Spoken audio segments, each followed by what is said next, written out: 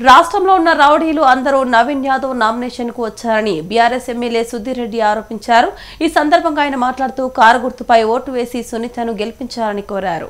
ఆ జూబ్లీహిల్స్ నియోజకవర్గ ప్రజలందరూ కూడా స్పష్టంగా కళ్ళతోటి దగ్గర నుంచి చూసింది. చాలా మంది ఇది అంతర్రాష్ట్ర రౌడీ షీటర్ల సమ్మేళనం లాగుంది. ఒక పార్టీ అభ్యర్థి నామినేషన్ వేసే ప్రక్రియలాగా లేదు. హైదరాబాద్, సికింద్రాబాద్, జంటనగర్లో చుట్టుపక్కల జిల్లాలో ఉన్న పేరు మోసిన రౌడీ షీటర్లు అందరూ కూడా ఈ యొక్క నామినేషన్లో పాల్గొన్నారు. అందరూ కూడా చెవులకు పెద్ద పెద్ద కమ్ములు, మరి కళ్ళకు కూడా కమ్మలు లాంటివి పెట్టుకున్నారు. ఒళ్ళంతా పచ్చబొట్టలు పొడిపించుకుంటూ సినిమాల్లో రౌడీ క్యారెక్టర్లు ఏ విధంగా అయితే ఉంటారో కొత్త డైరెక్టర్లకు కొత్త విలన్ క్యారెక్టర్లు ఈ ర్యాలీకి వస్తే చాలామంది దొరికేవాళ్ళు. నిజంగా అంతమంది రౌడీ క్యారెక్టర్లు ఒక చోట చేర్చిన ఘనత కాంగ్రెస్ అభ్యర్థి.